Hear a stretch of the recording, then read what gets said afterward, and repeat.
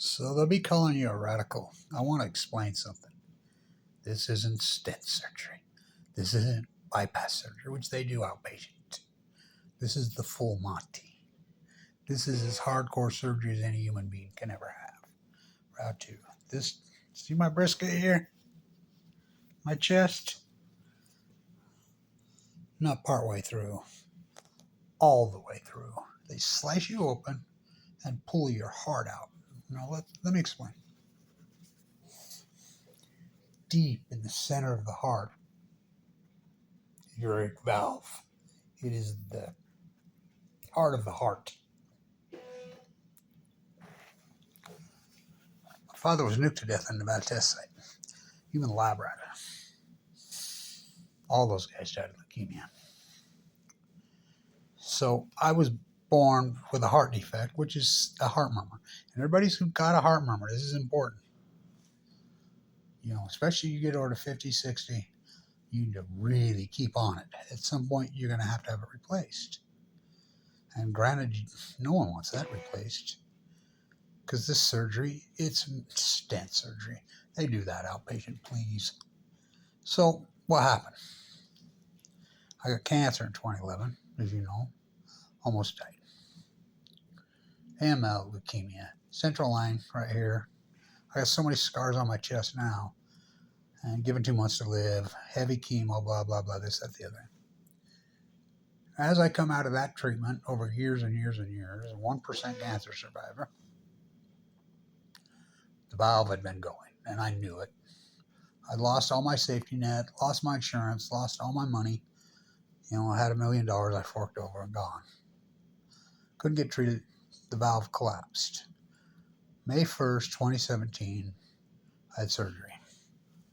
Split me open, pulled it out, replaced the valve that will last for 15 years. I have the healthiest lifestyle you ever saw. Every time they get in heart, the doctors around here call it Kevin Blanch's famous heart. That heart is incredible.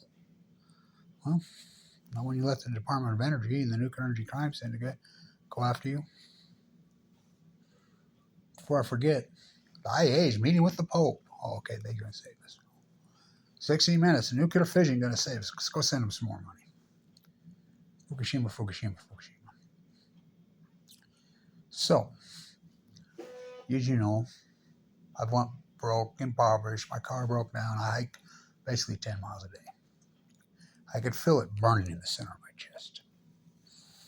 I'm coming into all my doctors and hey, it's the valve. No, it's not. No, it's not. No, it's not. Yeah, it is. No, and this was literally so many times unbelievable. Not the valve. Blame it on neuropathy. Another thing, which happens from the chemo. I get that. So I could feel it. I feel it. Christmas morning, I woke up in my sleep at 5:30, and I could feel the burning in there. And I was like, oh shit. I ate some baby aspirin. And what happened, I was right the whole time. That valve had gone bad. Now we know that because he's been in there and he tore it out. He says there were strands inside of the valve went, which I told him, my perfectly good heart. So it built up on the suture on the top of it. Again, it's in the deep in the center of the heart. Deep in the center of the heart. It supplies the freaking blood to the main artery to your brain. The suture started coming apart and started to build up there. Feel it. So build up. I had a heart attack on Christmas morning.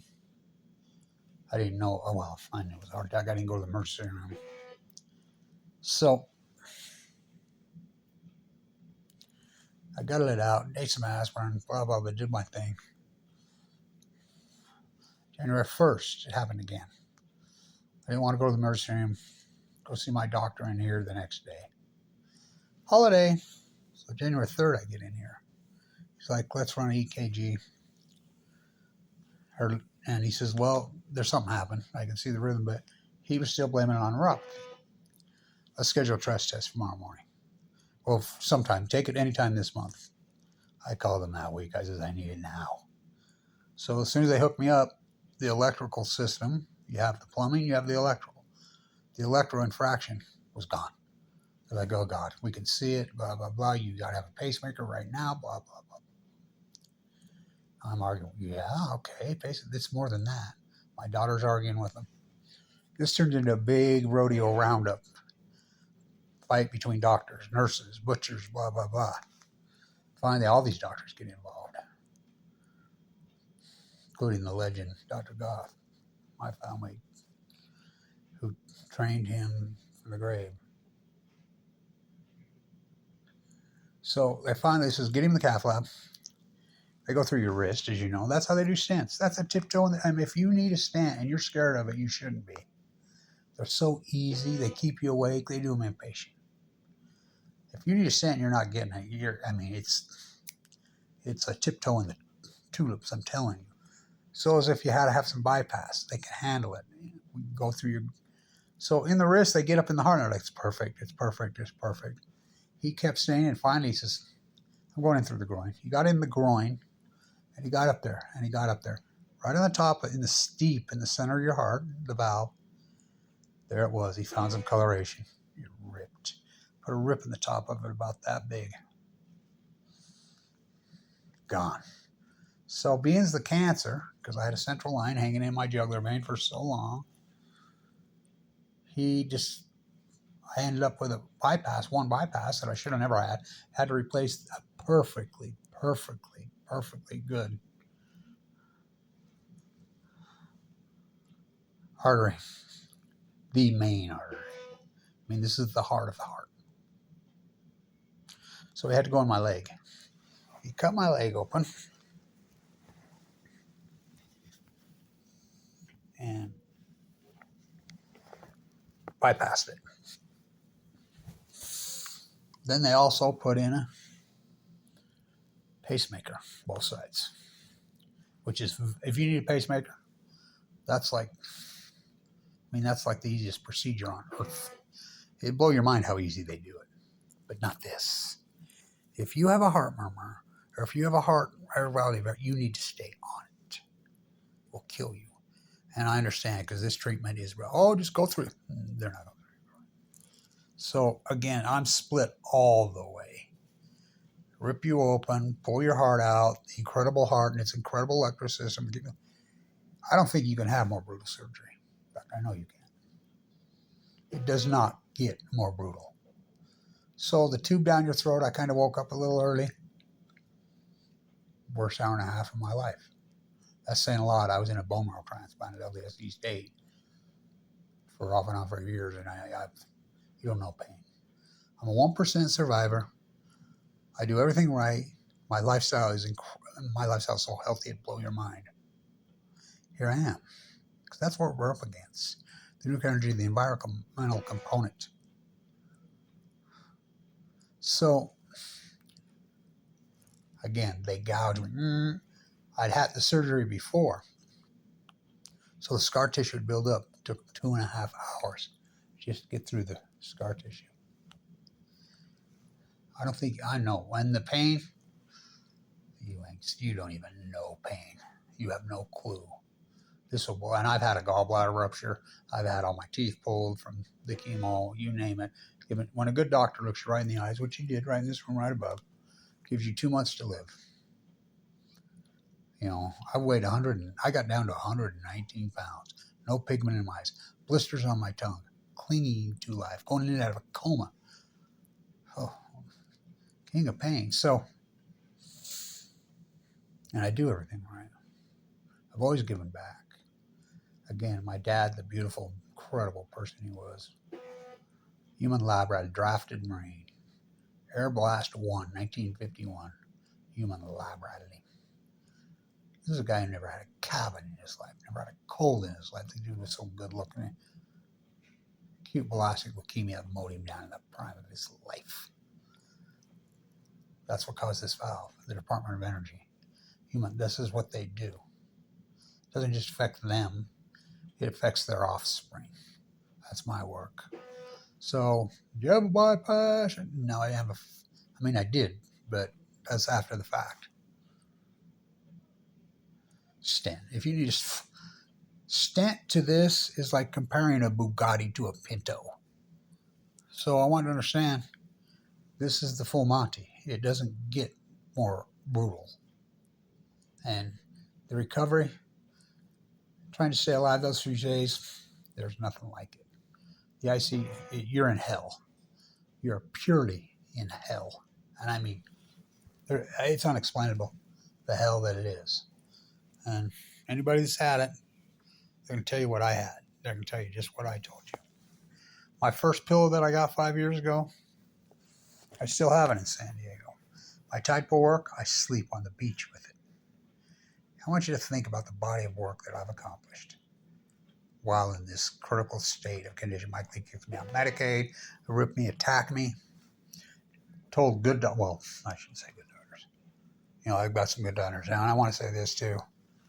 The nurses up here, this care unit where I'm in right now, couldn't be better. They've been incredible, the CNAs, the nurses, the doctors that have worked with me this time. Finally. But I'm alive. I'm trying to take the high road. Anybody who's followed along this has watched. I've been screaming. They blamed it on neuropathy, which can be brutal. I knew it wasn't. The valve went bad. Unrestricted. How many other people are in my boat? Well, I hear through the grapevine there's 4 of us just here alone. Again, every time they go on my heart, they're like, that heart is. They call it Kevin Blanch's famous heart. This is that heart is incredible to me. I hike 10 miles a day. You mean, try me, well, rip me open, pour me out. There's things that scream and shout, but alive. I always say alive and kicking. I'm not kicking. I'm clean. I feel better than I did yesterday by a hair, the day before, but it'll be 12 days tomorrow. They're going to pull the bandage off this. I'll let you see the wound tonight. It's not a partial cut through the brisket. It's all the way. And then they use these giant wire sutures, figure 8s. They put them back together. It takes about 3 years, 4 years for them to dissolve. If you're thinking you had some bypass surgery, or you need some bypass surgery, or you need some stents, and you're afraid of it, don't be. It's a lot less than going to the dentist. I'm telling you, you're that good at it. But if you have a aortic valve situation, holy fuck. And when I was 16, 17, I got to watch in 1978. I watched open heart surgery. There was a lot of people. I was an honor student, wanted me. I was wild. I said, they'll never do that to me. But tube down your throat, got the hiccups. Well, they just call it cancer. I mean, it's just so fucking wicked. I can't even explain it. So I tell all these tough guys that are around trolling me, taking me on. Oh, you're a fucking tough guy, huh? Okay. You want to see the tough guys? Go to the AML bone marrow transplant unit. I'll show you the tough men and women. Those are the tough. Come into a open heart surgery where they replace aortic valves and split you open. I'll show you the toughest people in the world, bar none. Think of how historic this work, but it's the full Monty. Again, should have never happened. I'm going to get through it. I have so far, right? One day at a time. And thank you, everybody who said prayers for me, everybody that's been there for me, everybody that's saying this nightmare. Welcome to the American Medical Center. I got an excellent surgeon who I trusted my whole life. I've known him my whole life. I have nothing but faith. And he even told me, he says, I got the bigger valve in there, Kev. And these other doctors come in here and talk to me, all of them. They don't know punches with me. They did before. It wasn't these doctors. Them doctors lied to me. So, should have never happened. But it did. Fukushima on the tide pools doing all my historic work. I can't believe it. This journey cannot be made up. I was right on everything I did. All the hard work I did in critical condition for all those years. It's almost 12 years, Fukushima coming up. Guess what? I'm still doing it. Teams of trolls, vicious idiots attacking me. So if you have a heart murmur, which I was born with, a lot of people do, depending on the severity of it, they get worse. The flaps, you have 3 flaps. They almost look like a radiation symbol in there. You probably got 2. They deteriorate.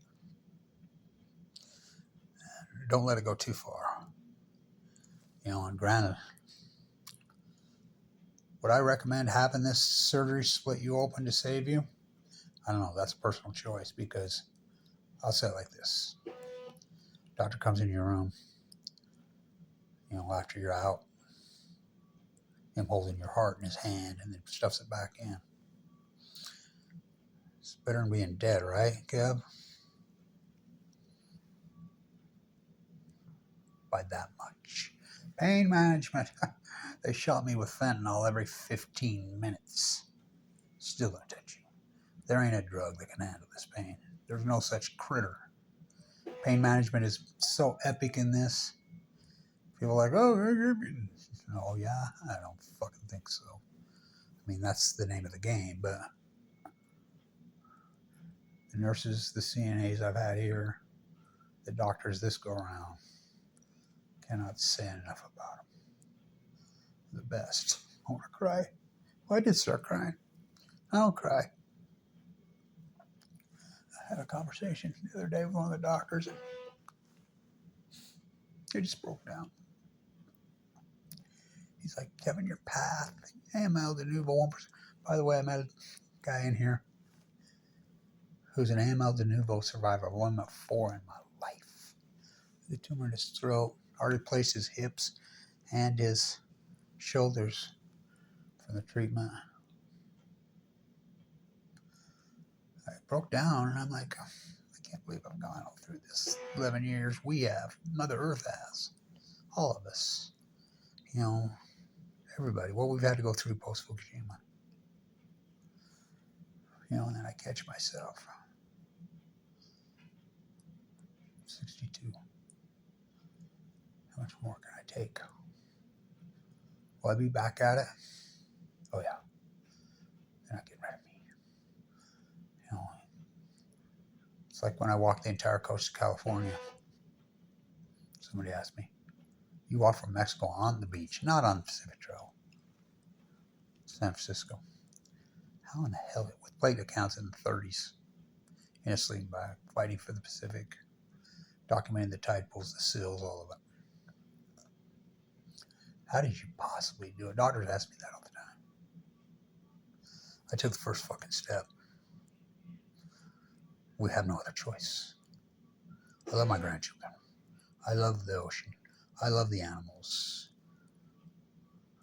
I love life. It's been a lot of pain. So this is the full Monty.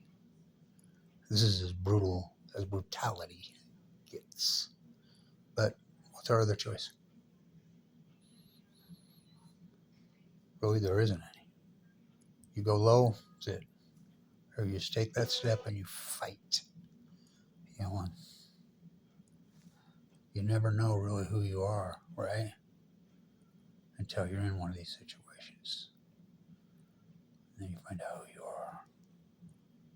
I've been in this situation for a long time. Hopefully go home in the next couple of days. Well, I won't go home. I have to move in with one of my children. Thank you, everybody supported. I mean, what did I get for all this historic? It's the greatest PhD in human history. I don't eat, sleep, drink it. I sleep with it. So it's the heart of the heart. I mean, just the fact they saw you open all the way. Oh, we can go up through the groin, people. No, they can't. I like what he says. I've been doing these for so long, the old school way. I still do them the old school way. Why? Because it works. So I'll be alive. I'm alive. Kicking. Hopefully someday soon. But I'm not kicking now. How's your pain? 1 to 10? I tell them all the time what acute. It's a solid 13. Thank you, everybody. Support historic work. Stay tuned.